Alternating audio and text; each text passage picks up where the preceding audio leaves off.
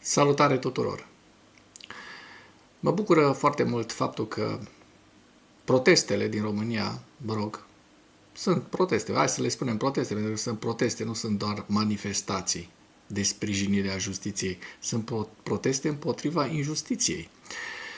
Astfel că mă bucur că aceste proteste iau amploare. La București a avut loc ieri un protest destul de mare de peste 5.000 de oameni, după ce alaltăieri fuseseră 2.000. Și la Oradea ne-am strâns în jur de 25 de persoane. Sper că astăzi să fim mult mai mulți și să transmitem. O să transmit un live în seara aceasta de la orele 19.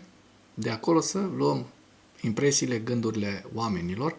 Dar acum subiectul nostru nu este situația internă a justiției românești și a justiției capturate, ci vorbim despre lucruri foarte importante care s-au întâmplat în Ucraina. Ucraina a reușit să lovească niște instalații foarte importante în Donetsk și au lovit, așa cum știm, v-am prezentat în materialul de ieri, la Iaroslavl au lovit acea rafinărie foarte mare, mi se pare că este a treia sau a patra rafinărie rusească. De asemenea, vești bune, Uniunea Europeană proiectează foarte pe repede înainte integrarea Ucrainei în 2027, da? Plus folosirea activelor rusești înghețate. S-a votat ieri aceste lucruri. Proiectul de pace finalizat de către oficialii europeni prevede aderarea Ucrainei, atenție, la Uniunea Europeană până la 1 ianuarie 2027. Și sunt și foarte multe active rusești care vor fi folosite împotriva războiului rusesc care a distrus atâtea vieți în Ucraina. De asemenea, vești foarte bune, un contraatac de succes la Kupiansk al forțelor armate ale Ucrainei a reușit să încercuiască și să elibereze bună parte din Kupiansk. Dăm ochi și pe hărțile Deep State și Institutului pentru Studiul Războiului să vedem cum se prezintă situația acolo. Subiecte principale mai sunt și faptul că Republica Cehă a livrat Ucrainei toate cele 1,8 milioane de proiectile la care s-a angajat. Aliatul lui Trump, care i-a spus Ucrainei că Crimea a dispărut, a devenit peste noapte consultant pentru Lukoil. Vedem despre ce consultant este vorba. Turcia este îngrijorată de atacul rusesc asupra navei sale în portul Cernomorsk. Da? Este o situație tensionată între Turcia și Rusia în acest moment din cauza acestui lucru. Rusia nu este capabilă să-și refacă stocurile de rachete antiaerene din cauza atacurilor masive ale Ucrainei. Uniunea Europeană îngheață activele rusești pe termen nelimitat, apropiindu-se de o gură de oxigen financiară pentru Ucraina. Și mai dăm un ochi și peste faptul că pe lângă rafinăria de petrol din Iaroslavl a Federației Ruse, o serie de instalații rusești din regiunea Donetsk au fost lovite. Contraatac de succes al AFU, al armatei ucrainene, rușii sunt încercuiți în Kupiansk. O informație foarte interesantă, forțele de apărare ale Ucrainei au realizat un contraatac de succes în apropierea orașului Kupiansk, situat în regiunea Kharkiv, reușind să încercuiască grupul rusesc din zonă. Conform informațiilor furnizate de către comandamentul Corpului 2 al NGU Charter și sursa de informații Deep State, comandantul Igor Obolenski a declarat pentru Ukrainska Pravda, pentru adevărul ucrainean, că scopul principal a fost intrarea în oraș și eliminarea prezenței rusești. Am acționat în 2 sau 3 direcții simultan, blocând logistica adversarului. Astăzi putem afirma cu certitudine că rușii din oraș sunt complet izolați. La început n-au înțeles exact ce se întâmplă, însă acum realizează că sunt înconjurați, a explicat acesta. Potrivit corpului 2. Forțele regimentului 475 de asalt separat cod 9.2, sprijinite de batalionul 4 al batalionului 92 de asalt separat, au reușit să elibereze complet Kondrașovka, împrejurimile sale și zonele forestiere adiacente. Deci o veste foarte, foarte bună. Da? Vedem în această imagine hărțile celor de la Deep State care arată cu albastru. O să și vedem la final acest avans și această eliberare surprinzătoare pentru mulți a teritoriului ucrainean. Iată o nouă veste bună. Republica Cehă a livrat toate cele 1,8 milioane de proiectile Ucrainei. Fostul prim-ministru ceh Petr Fiala a declarat că obiectivul furnizării de muniție de calibru mare Ucrainei a fost îndeplinit. Fiala a declarat că a promis că va furniza 1,8 milioane de unități de muniție de calibru mare, deci este vorba de proiectilele de 155 de mm în acest an. Sunt încântat să confirm că astăzi am atins acest obiectiv, a adăugat acesta. Aliatul lui Trump, care i-a spus Ucrainei că Crimea a dispărut, a devenit subit consultant pentru firma rusească Lukoil. Îl vedem în această imagine. Brian Lanza, care a fost consilier principal în campania prezidențială americană a lui Donald Trump din 2024, devenit consultant al diviziei internaționale a companiei petroliere Lukoil, care caută cumpărători pentru activele sale, a început să lucreze pentru Lukoil în ultimele săptămâni. Potrivit publicației, fostul consilier al lui Trump și firma sa Mercury Public Affairs cooperează cu guvernul SUA pentru vânzarea activelor gigantului petrolier rus. Politicul susține că a fost unul dintre cei care au contribuit la obținerea unei amânări de la Departamentul Trezoreriei SUA pentru vânzarea activelor internaționale ale Lukoil. Termenul limită pentru vânzare este stabilit pentru 17 ianuarie 2026. Reuters a relatat că banca americană Stellus Partners este principalul concurent pentru achiziționarea acestor active.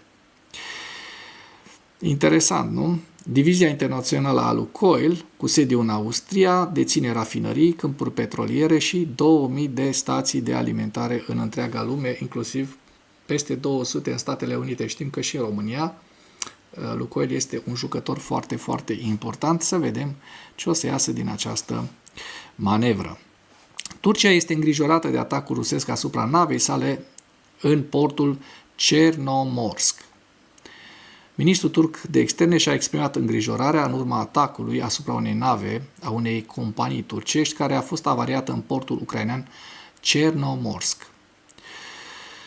Se observă că atacul asupra portului Chernomorsk, care a avut loc pe 12 decembrie, soldat cu avarierea unei nave sub pavilion străin aparținând unei companii turcești, dovedește validitatea preocupărilor noastre exprimate anterior cu privire la extinderea războiului care se desfășoară în regiunea noastră până la Marea Neagră, precum și cu privire la siguranța și libertatea navigației. Conform rapoartelor preliminare, niciun cetățean turc nu a fost rănit în atac. Consulatul general al Turciei din Odessa monitorizează îndeaproape evoluțiile și oferă sprijinul necesar cetățenilor turci, a menționat ministrul afacerilor externe. Iată o nouă știre interesantă. Rusia nu este capabilă să-și refacă stocurile de rachete antiaeriene din cauza atacurilor masive ale Ucrainei. Industria rusă nu este capabilă așadar să își refacă aceste stocuri pentru că Ucraina lovește masiv această industrie rusească cu drone ieftine, iar infrastructura militară și energetică a Rusiei este foarte, foarte mult afectată. V-am tot prezentat astfel de lovituri asupra rafinăriilor, industriei de energie, industriei energetice și a fabricilor de muniții și de armament rusești. Un studiu a fost publicat de Institutul Regal al Serviciilor Unite pentru Cercetare în Apărare, RUSI. Conform analizei, sistemele rusești de apărare aeriană, în ciuda naturii lor multistratificate, a integrării ridicate și a capacității de a reduce semnificativ eficacitatea atât a aeronavelor NATO, cât și a armelor ucrainene cu rază lungă de acțiune, rămân printre cele mai periculoase din lume. În același timp, aceste sisteme prezintă puncte slabe critice, o lipsă de rachete și radare, precum și dificultăți de recuperare după pierderi. În primul rând este vorba despre deficitul de microelectronică, dependența de componente importante, nodurile logistice vulnerabile și numărul limitat de întreprinderi fără de care Rusia nu poate extinde producția de sisteme de apărare aeriană. Analiștii rusi sublinează că situația s-ar putea deteriora din cauza acțiunilor atât de clare, evidente, ale Ucrainei, cât și a partenerilor occidentali, de la sancțiuni specifice și interdicții de export, până la atacuri asupra elementelor critice ale complexului militar-industrial rusesc. Raportul menționează, de asemenea, că toate pârghiile de influență necesare sunt deja în vigoare. Tot ce lipsește este hotărârea politică de a aplica sancțiuni fără excepție și de a elimina lacunele prin care companiile rusești obțin componente critice. Blocarea efectivă a acestor canale nu numai că va slăbi apărarea aeriană a Rusiei, dar va afecta și potențialul său de export, subminând încrederea în armele rusești pe piețele mondiale. Știm foarte bine că militar ne-a relatat că Rusia a amânat transferul ultimelor 2 baterii ale sistemului de apărare aeriană S-400 către India pentru a doua oară din cauza războiului din Ucraina. Uniunea Europeană, iată o veste bună, îngheață activele rusești pe termen nelimitat, apropiindu-se de o gură de oxigen financiară pentru Ucraina. Uniunea Europeană a fost de acord să înghețe pe termen nelimitat rezervele băncii centrale a Rusiei, aducând blocul comunitar cu un pas mai aproape de asigurarea unei guri de salvare financiară pentru Kiev, în timp ce războiul se apropie de al 4-lea an. Salut decizia Consiliului privind propunerea noastră de a continua imobilizarea activelor suverane rusești, a scris președinta Comisiei Ursula von der Leyen pe Twitter pe 12 decembrie. Această măsură înseamnă că aproximativ 210 miliarde de euro, adică 245 de miliarde de dolari, în active rusești vor rămâne blocate în Uniunea Europeană până când cel puțin 15 țări, reprezentând peste 55% din populația Uniunii Europene, vor vota pentru ridicarea înghețării.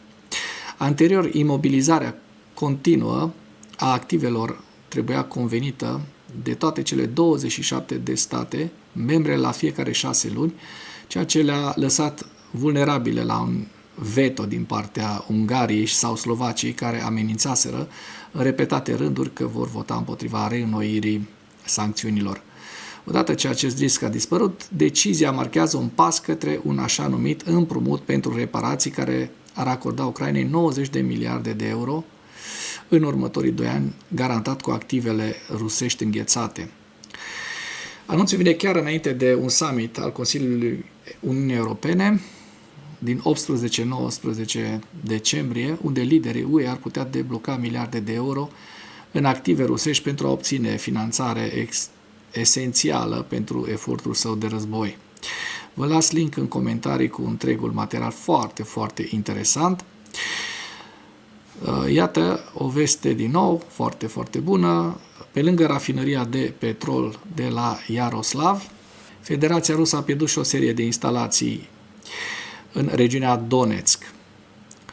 Și vorbim despre faptul că, în plus, pentru a reduce potențialul ofensiv al rușilor, au fost lovite un depozit de muniții din zona satului Avdiivske și puncte de concentrare a forței rusești combative din districtele Mârnograd și Rodinske din regiunea Donetsk.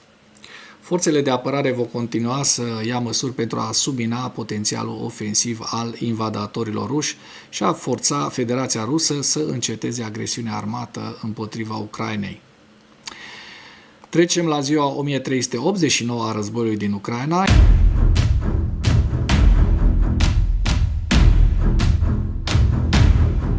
Iată, din nou, pierderi foarte, foarte mari ale rușilor, 1300 de militari în ultimele 24 de ore, 3 tancuri, 9 vehicule blindate de luptă, 24 de piese de artilerie, un lansator de rachete, 2 mijloace de apărare antiaeriană și ucrainenii au reușit să doboare, așa cum se poate observa din această imagine, și 283 de drone rusești.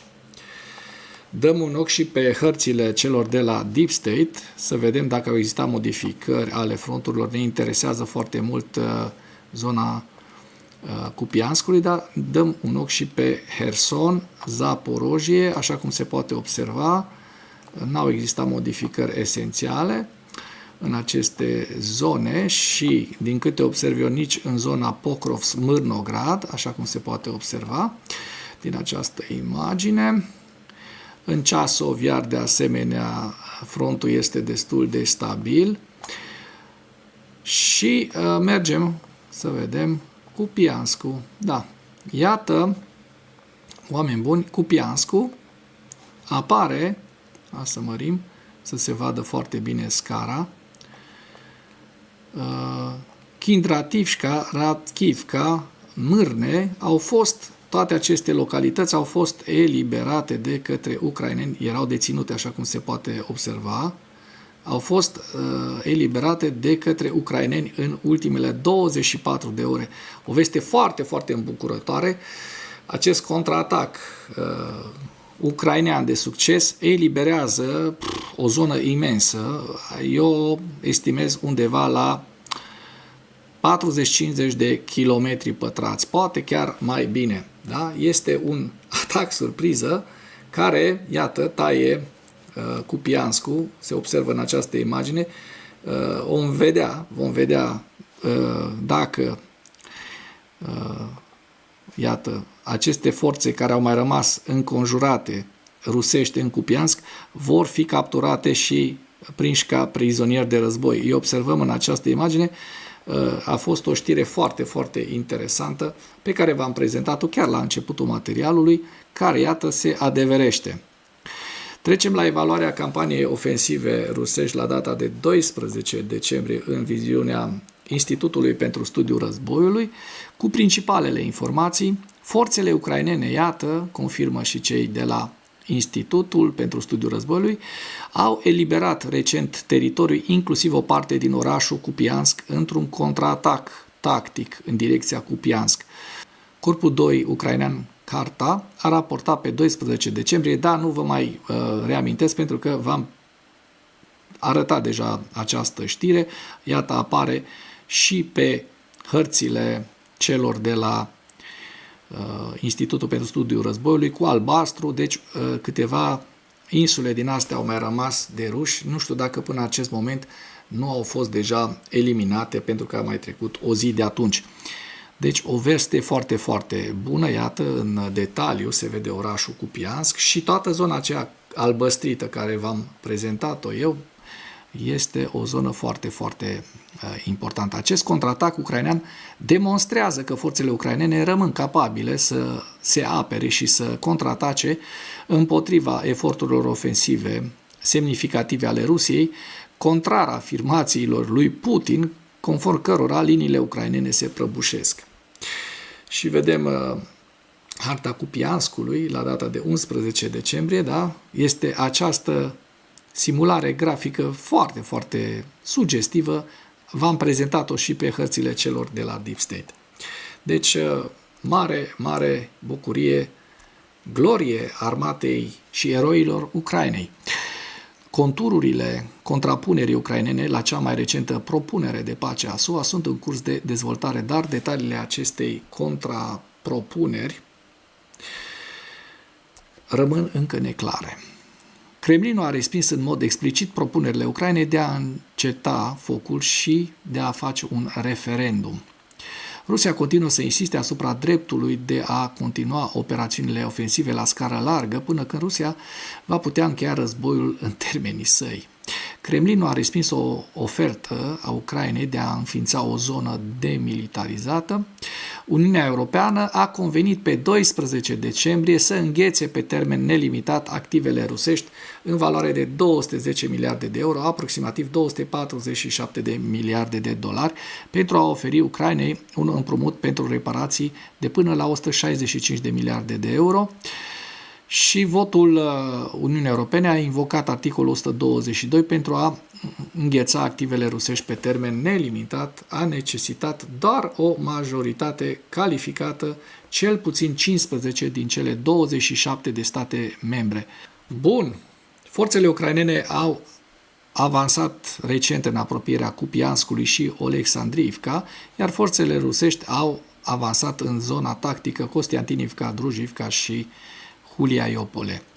La final vă prezint hărțile institutului cu axa sudică, Sumă, Harkiv, Lugansk, Donetsk, Kostiantinivka, Druzhivka, orașul Constantinivka se vede foarte bine în această imagine, Pokrovsk și Mârnograd, Novopavlivka, Dnepropetrovsk, Zaporojie, orașul Zaporojie a fost aici, regiunea Zaporojie și Herson. Și cu acest ultim detaliu închei materialul nostru de astăzi cu îndemnul: dacă ați găsit informații utile în acest videoclip, nu ezitați să-l distribuiți pentru a ajunge la cât mai multă lume. Mulțumesc mult!